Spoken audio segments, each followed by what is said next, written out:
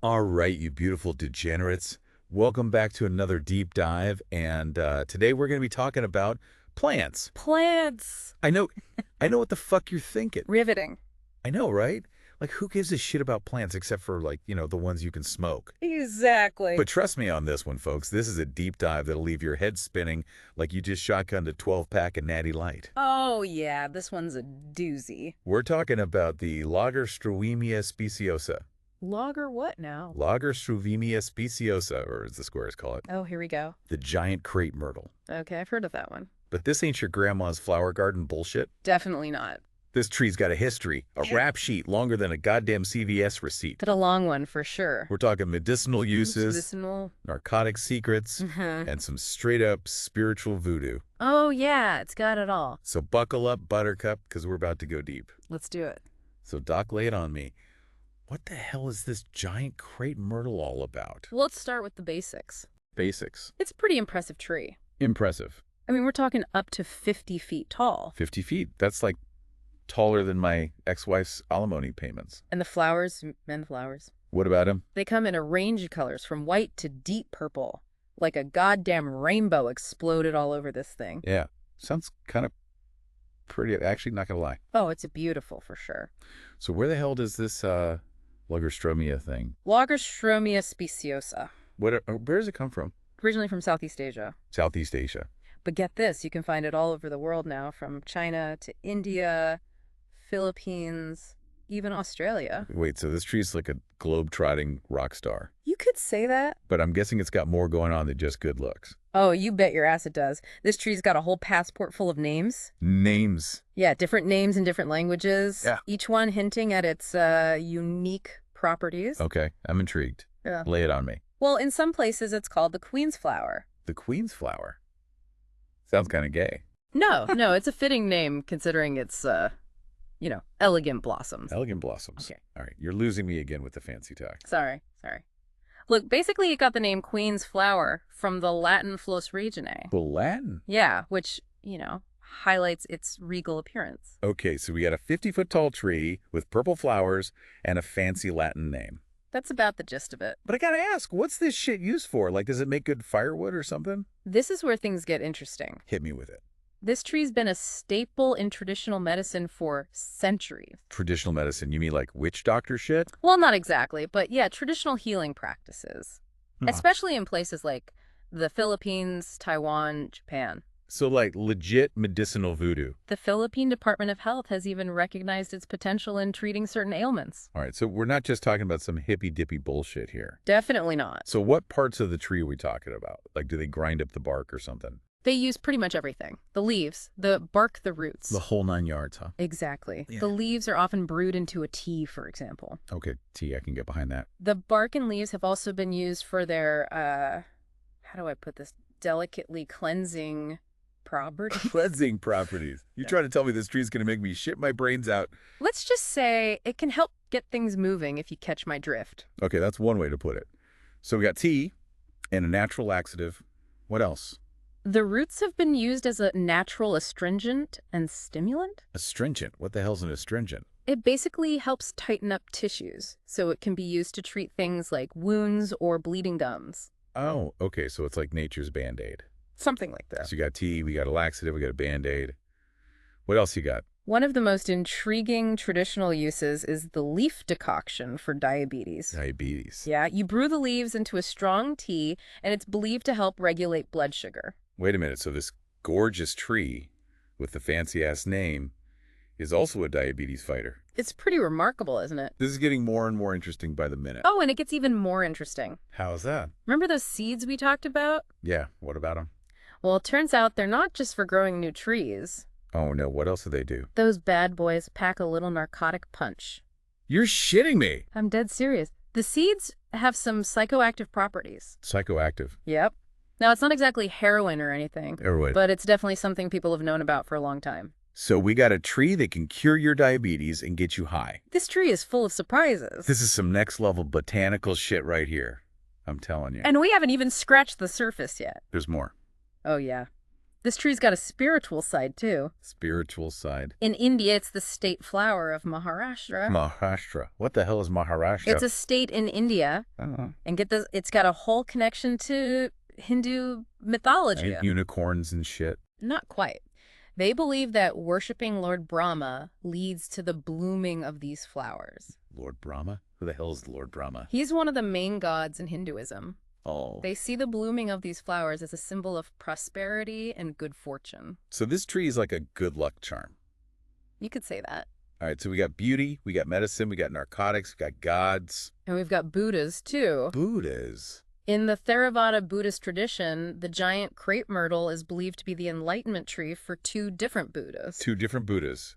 This tree's got a more impressive resume than I do. It's pretty remarkable. So we got beauty, medicine, narcotics, gods, Buddhas. This tree's got more layers than a goddamn onion. It's like the Swiss Army knife of the plant world. This is blowing my mind, Doc. I gotta be honest. I told you it was a doozy. But what I really want to know is what's the science behind all this voodoo?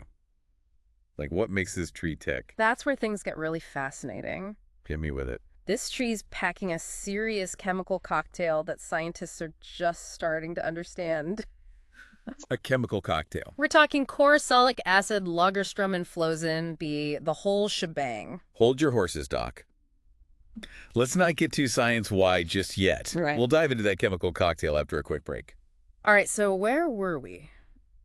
Yes, the chemical shitstorm in this tree. That's right, Doc. You were about to lay some science on us about this chemical cocktail or whatever you called it. Right. Well, one of the key players is this thing called chloroxylic acid.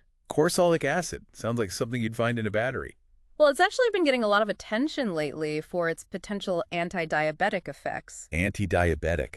So this stuff can actually help with diabetes. There's research suggesting it can improve insulin sensitivity. Insulin sensitivity? Now you're just using big words to confuse me. All right, let me break it down for you.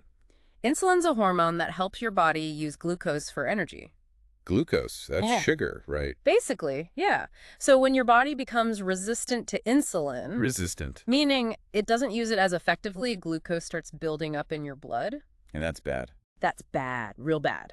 That's how you get diabetes. Gotcha. So this chloroxylic acid stuff helps your body use insulin better. That's the gist of it. But how the hell does it actually work? Is it like magic or something? It's not magic, but it's pretty damn close. This chloroxylic acid seems to activate certain enzymes and pathways. Enzymes and pathways. Now we're really getting into the weeds here. Don't worry about the details. Just know that it helps your cells take up glucose more efficiently. So it's like giving your body a tune-up, making it run smoother. You got it. Pretty impressive for a tree, huh? Nature's a badass. What can I say? So what about the other compounds? You mentioned something about Lagerstroemen. Right, Lagerstroemen. No, this one's a bit different. It's shown some promising anti-inflammatory properties. Anti-inflammatories. We're talking pain relief, reducing swelling, all that good stuff. Bingo inflammation is a natural process, helps your body heal. I thought inflammation was a bad thing. It can be if it becomes chronic. Chronic. Meaning long-term, like when you have arthritis or heart disease. Ah, so this Lagerstroemen stuff could be like a natural ibuprofen. Something like that. Sign me up. Yeah. What about that other one you mentioned, Flozin B? What's that all about? Flozin B. This one's interesting because it's shown some potential antioxidant effects. Antioxidants? Those are the things that fight off free radicals, right? You got it. Free radicals are unstable molecules that can damage your cells and contribute to aging and disease. So like the things that make you look like a prune. Basically, yeah. Antioxidants help neutralize them, keep you looking young and fresh. So we're talking potential anti-aging properties here. This tree is like a fountain of youth.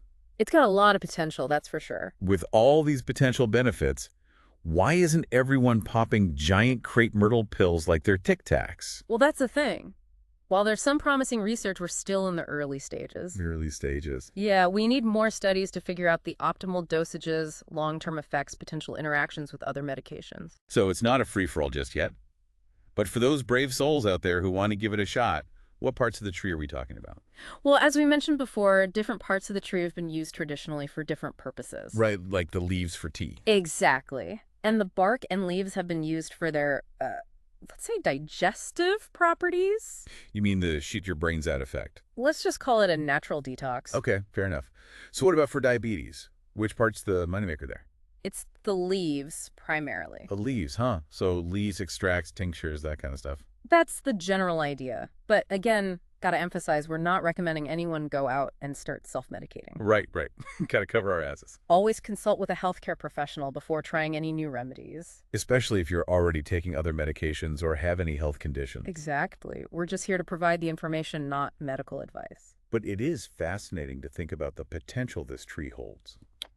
It makes you wonder what other natural remedies are out there just waiting to be discovered. Nature's full of surprises, that's for sure. Speaking of surprises, remember those narcotic seeds we talked about earlier? Oh yeah, those bad boys. We haven't even delved into that rabbit hole yet. We've only just scratched the surface. So let's get into it. Mm-hmm. What kind of high are we talking about here? It's going to make me see unicorns and shit rainbows. Well, it's not quite that dramatic. The giant crepe myrtle seeds don't contain opiates, the stuff they make heroin from. But they do have psychoactive properties, and the effects are, as we've said, not very well documented. So we're venturing into uncharted territory here. No wonder these things aren't being sold in head shops. It's a bit of a mystery, that's for sure. A mystery, huh? Sounds intriguing. What do we know so far? Any crazy stories or anything? Well, there are some anecdotal reports suggesting that ingesting the seeds can induce a state of drowsiness, relaxation, even mild euphoria. Drowsiness, relaxation, euphoria. Sounds kind of nice, actually. But again, this is all based on personal accounts, not scientific studies. So we're talking uncharted territory. No wonder this stuff isn't being sold in head shops. Exactly. And because it's not well studied, there's also a risk of potential side effects or toxicity. Right. Gotta be careful with this stuff. We're definitely not recommending anyone go experimenting with these seeds. Yeah, probably best to leave that to the professionals. Or they're really stupid. But it does raise some interesting questions. If these seeds can get you high, what else can they do? Could they have any medicinal applications? That's a great question, and it's one that researchers are starting to explore. Some scientists believe that with further study, we might discover therapeutic applications for these psychoactive compounds. Therapeutic applications. Maybe as a natural alternative to certain medications for anxiety, insomnia, or even pain management. So what you're saying is that this tree that can already help regulate blood sugar and reduce inflammation might also have the potential to chill us out, help us sleep, and maybe even take the edge off a bad day. It's a possibility, but it's important to emphasize that this is all speculation at this point. We need more research, more data, more controlled studies before we can make any definitive claims about the therapeutic potential of these seeds. Fair enough. But it's exciting to think about the possibilities. Who knows what other secrets this botanical badass is hiding? Maybe it's got the cure for cancer tucked away in its roots, or the key to world peace hidden in its bark. That might be a bit of a stretch, but it does highlight the importance of continued research and exploration. The giant crepe myrtle is a perfect example of how much we still have to learn about the natural world. Damn straight. So to all you listeners out there, keep your eyes peeled, your minds open, and maybe, just maybe, you'll stumble upon the next big botanical breakthrough. But in the meantime, don't go eating any mystery seeds, no matter how tempting it might seem. We'll catch you magnificent bastards on the next deep dive. So we spent the last hour jacking off about this miracle tree. Well, that's one way to put it. But let's cut the crap and get to the good stuff. You mean the narcotic seeds? Bingo. Those little fuckers have been teasing us long enough. They're definitely intriguing. Intriguing. Doc, we're talking about a tree that can supposedly cure diabetes, get rid of wrinkles, and make you trip balls. It's a versatile plant, that's for sure. It's like the botanical equivalent of a Swiss Army knife, except this one comes with a side of psychedelics. The psychoactive properties are still not fully understood. Yeah, we've been over that. Yeah. But let's be real. What's the worst that can happen? I mean, besides shitting yourself inside out from the bark tea. Well, we don't have a lot of scientific data on the seeds. So you're saying it's a gamble? There's always a risk with any unstudied substance. So you're telling me there's a chance these things could turn me into a goddamn werewolf? I highly doubt that. But you're not ruling it out. Look, the point is, we need more research before we can say for sure what these seeds can do. More research? More research. That's what they always say. It's important to be cautious. Cautious. I'm about as cautious as a bull in a china shop. That's what I'm worried about. But let's say, hypothetically speaking. Hypothetically. That I decided to throw caution to the wind and pop a few of these bad boys. What should I expect? Well, first of all, I wouldn't recommend it. Of course you wouldn't. You're the cautious one. But if you're determined to experiment, start with a very small dose and see how you react. Small dose check. And what else? Don't mix it with alcohol or other drugs. Noted. Yeah. So what kind of effects are we talking about here? Is it going to be like a spiritual awakening or some shit? Some people have reported drowsiness, relaxation, and mild euphoria. Drowsiness, relaxation, euphoria. Sounds like a pretty chill Saturday night to me. It's important to remember that these are just anecdotal reports, not scientific evidence. Right, right. So basically we're playing Russian roulette with our brains. I wouldn't go that far. Come on, Doc. Don't sugarcoat it for me. Give it to me straight. We just don't know enough about the long-term effects or potential risks. All right, fair enough. But let's shift gears for a second. Forget out the getting high part. What about the potential medicinal benefits of these seeds? Now, that's something worth exploring. Some researchers believe that these psychoactive compounds could have therapeutic applications. Therapeutic applications? Like what? Maybe as natural alternatives to anxiety medication, sleep aids, even pain relievers. So you're telling me these little seeds could be the answer to all our problems? It's a possibility, but we need more research. Of course we do. There's always more research to be done. It's like a never-ending cycle. That's the nature of science. Right, I get it. But it's still pretty mind-blowing to think about all the potential benefits of this one tree. It really is. It just goes to show how much we still don't know about the natural world. And how much more there is to discover. Exactly. Well, folks, that's all the time we have for today's deep dive. It's been a pleasure. We covered a lot of ground, but I think we all learned something new. Hopefully more than one thing. Who knows? Maybe one of you listening out there will be the one to unlock the secrets of the giant crepe myrtle. Maybe they'll find the cure for cancer or the fountain of youth. Hey, you never know. Stranger things have happened, that's for sure. But until then, just remember, be careful out there and don't go eating any mystery seeds without doing your research first. Sound advice. All right, you magnificent bastards. We'll catch you on the next deep dive.